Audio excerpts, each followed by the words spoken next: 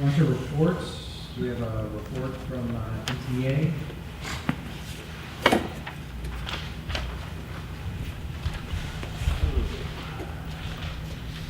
Good evening. My name is Mark Davis.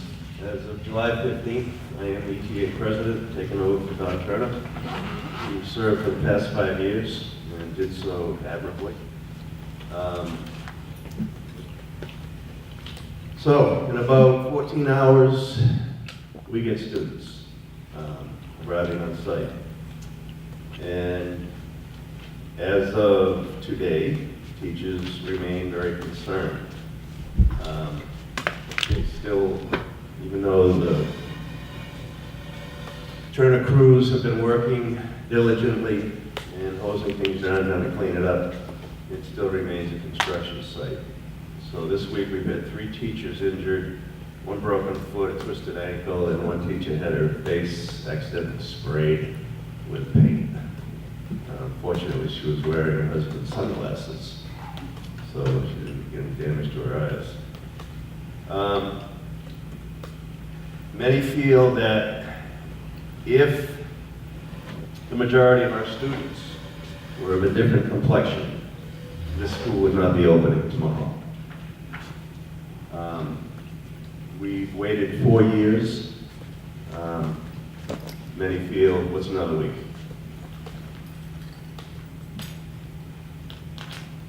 Personally, I've been on the site since August 15th and have been unable to get a lot of work I need to do in the classroom due to various items, inspections that couldn't happen right away for elevators. The move that took place was kind of, we were given very careful instructions on how to label, box, prepare things, and stuff ended up all over, and then I can speak to my own case, it was literally dumped, and boxes smashed, books scattered.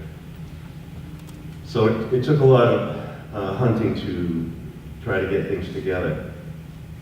We do have some pretty smart boards, interactive whiteboards,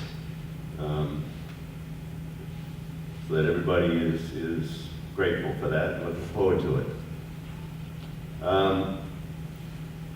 Teachers are not happy with these new telescoping desks that were purchased for teachers. Not that they're attractive, but they're not functional. They don't have any drawers.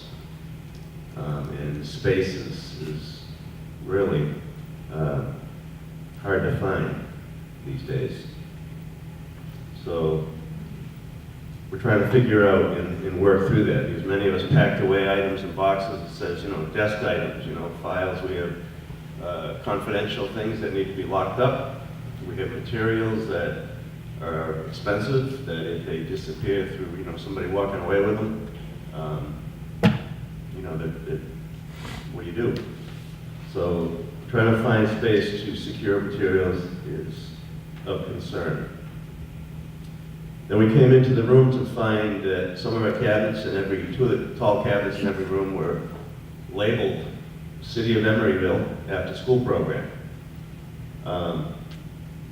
That put a real crunch on space available for teachers teaching 3 subjects and 6 classes.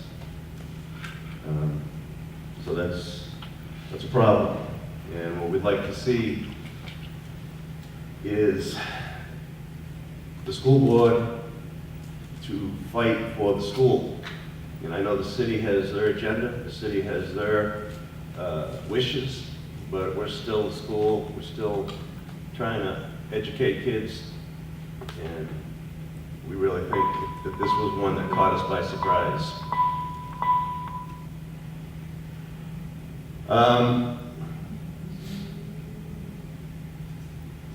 Finally,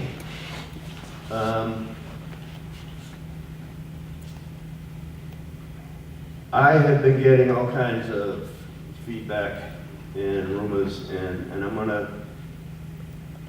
put it to you. I want to be straight with you guys tonight, and I want to ask you plain and simple.